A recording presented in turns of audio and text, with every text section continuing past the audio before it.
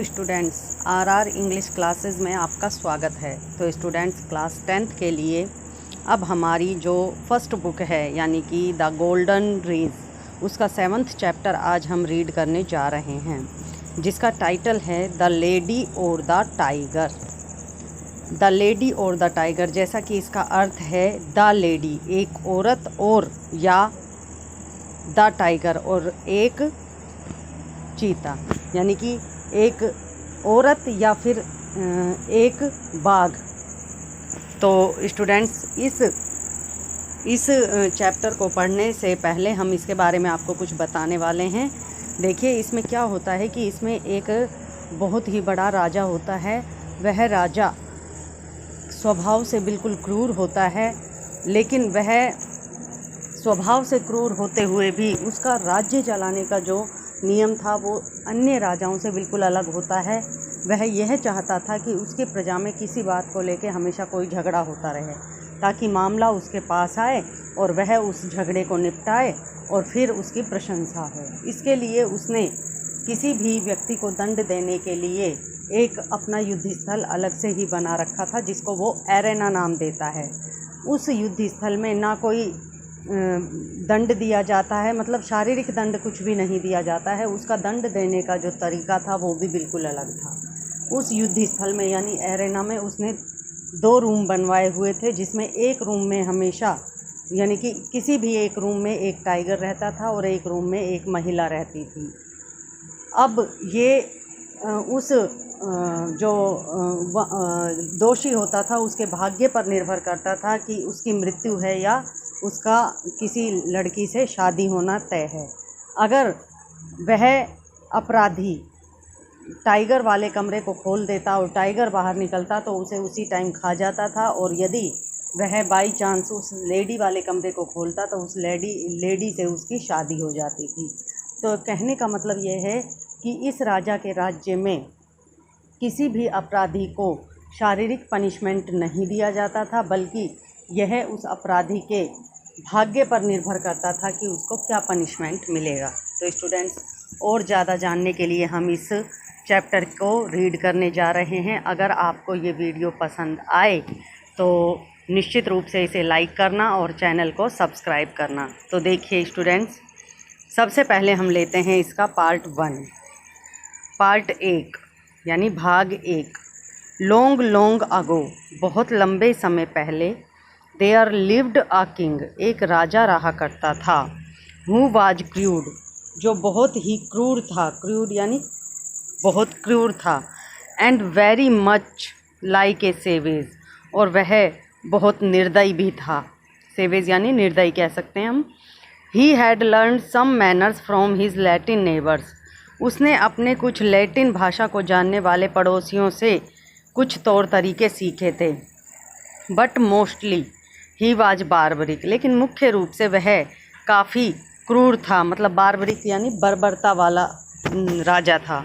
Loud, उसका स्वभाव बहुत तेज़ था। एंड ग्रफ, और उसकी स्वभाव में, उसकी आवाज़ में रूखापन था। He had none of the grace, उसके मन में किसी के प्रति कोई सम्मान नहीं था। And polish of his neighbours, ना ही वह अपने पड़ोसियों से किसी प्रकार की कोई सहानुभूति दिखाता था। He was a man of great fancies, fancies का मतलब होता है कल्पनाएँ। वह एक ऐसा व्यक्ति था जो हमेशा कल्पनाएँ करता रहता था। एंड इवन ग्रेटर एंथीजियम, और एक बहुत बड़ा रोमांचक व्यक्ति भी था। बिकॉज, क्योंकि he had so much authority as a king, क्योंकि उसके पास राजा की सत्ता थी। ऑथोरिटी यानी सत्ता। He was able to force some of these fancies into reality, अब उसका क्या काम था कि वह जो भी कल्पनाएं करता था उनको वास्तविकता में बदलने के लिए कुछ भी कर सकता था। और एटलीस्ट ही ट्राइड टू, और अंत तक वह इसका प्रयास करता रहता था। हिज पर्सनैलिटी वाज नॉर्मली काम, देखने में वह बिल्कुल शांत स्वभाव का दिखता था। When everything was in order, जब सब कुछ सही चलता रहता था। When there was a little hitch, लेकिन जब कोई थोड़ी बहुत भी परेशानी आती, हिच मतलब परेशानी आती, however he was exultant and happy, परेशानी आने पर भी वह हमेशा हंसता रहता और खुश रहता। He loved it when things went wrong. उसकी ये खासियत थी कि जब राज्य में अव्यवस्था फैलती थी तो उसे बड़ा खुशी होती थी। बिकॉज क्योंकि दैट मीन्ट इसका मतलब होता था दैट की he could then correct them कि अब वह उन गलतियों को सही करेगा। He loved to make the crooked straight. He loved to make the crooked straight to crush down the uneven places in life. वो चाहता था कि वह अपने जीवन के जो अनचाहे स्थान हैं उनको वह सीधे सीधे ठीक करे। He decided that उसने यह निश्चय किया कि there should be a way कि एक ऐसा तरीका होना चाहिए to aid culture of the lives of his subject जिसमें वह अपनी प्रजा के लोगों की संस्कृति को जोड़ सके। His method was the public arena. उसका तरीका था सार्वजनिक युद्ध स्थल। एरेना मतलब युद्ध स्थल। There वहाँ पर humans and beasts performed before audience। यहाँ पर मनुष्यों को और जानवरों को दर्शकों के आगे प्रस्तुत किया जाता था। But his fancies asserted themselves here। लेकिन यहाँ पे भी उसकी कल्पनाएं आ जाती थी। The arena that he built was not for the owner। वह युद्ध स्थल जो राजा ने बनवाया था वह किसी के सम्मान के लिए एंड ग्लोरी या किसी की शान के लिए ऑफ ग्लैडिएटर्स किसी योद्धा के सम्मान या शान के लिए नहीं था। It was not for beasts और ना ही वह जानवरों के लिए था टू फाइट ईच अदर कि वो एक दूसरे से वहाँ लड़ सकें टू द फिनिश एक दूसरे को ख़त्म करने के लिए। It was not even for throwing religious heuristics to the loins और ना ही यह वह स्थान था जहाँ पे शेरों के ऊपर धार्मिक प्रत्यारोपण किए जाते हैं। It was उसके अनुसार he believed वह विश्वास करता था कि यह था for the purpose एक उद्देश्य के लिए of widening and developing विकास करने के लिए the mental energies मानसिक ऊर्जा का विकास करने के लिए ऑफ हिज पीपल अपने लोगों की। It was a vast amphitheatre यह एक बहुत बड़ा एक तरह से हॉल था बहुत बड़ा युद्ध स्थल था विद एंड सर्कलिंग गैलरीज इसके चारों तरफ गोलाई में गैलरियां बनी हुई थी। मिस्टीरियस वॉल्ट्स इसमें बहुत से रहस्यात्मक रास्ते भी थे एंड अनसीन पैसेज और अनदेखे गलिहारे थे। It was to be means for poetic justice इसका मतलब केवल एक कावित्रिक न्याय था। It was to be a place यह एक ऐसा स्थान था वेयर क्राइम वाज पनिश्ड जहाँ दंड को दंडित किया जाता था अपराधी को दंडित किया जाता था और वर्च्यू रिवार्डेड जहाँ सही को पुरस्कृत किया जाता था ऑल बाई चांस मौके के द्वारा। When the king was interested in people जब राजा लोगों में रुचि लेता था एंड देयर क्राइम्स और उनके अपराधों में ही कुड डिक्टेट दैट वह यह निश्चित करता था कि their fate should be decided in the arena कि उसका भाग्य एरेना में ही निश्चित होगा।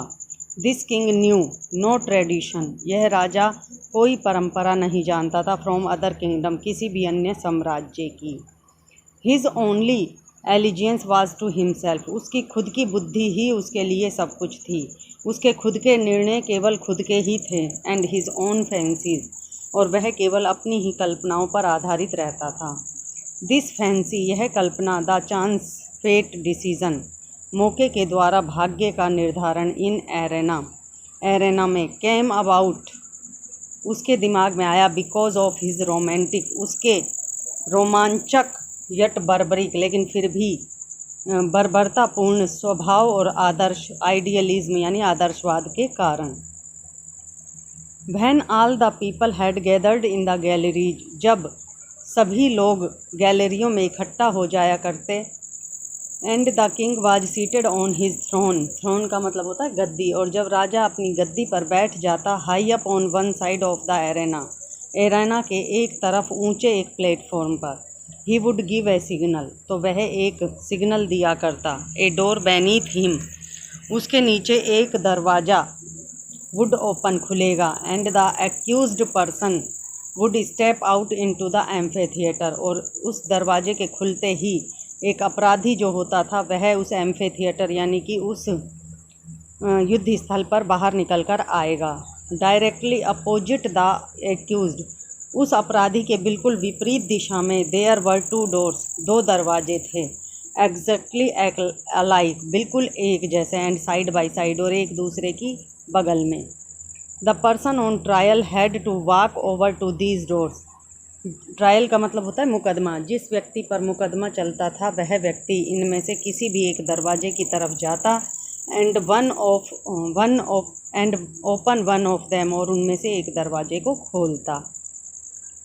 He could open which ever door he wanted, वह किसी भी दरवाजे को खोल सकता था जो वह चाहता था।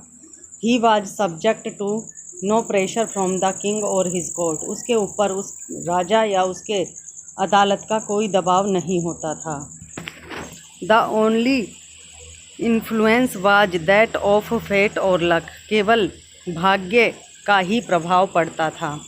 If the accused opened one door, यदि अपराधी एक दरवाज़ा खोलता, a hungry tiger came out, तो उसके अंदर से एक भूखा बाघ निकल कर आता। It was the fiercest and most cruel, यह बाघ जो होता सबसे ज़्यादा भयानक और सबसे ज़्यादा निर्दयी बाघ होता। दैट कुड बी फाउंड, जो और कहीं नहीं पाया जाता था। And it immediately jumped on him, और वह तुरंत उस अपराधी पर कूद पड़ता। And tore him to pieces, और उसे टुकड़ों में बदल देता। As a punishment for his guilt, उसकी गलती के दंड के रूप में।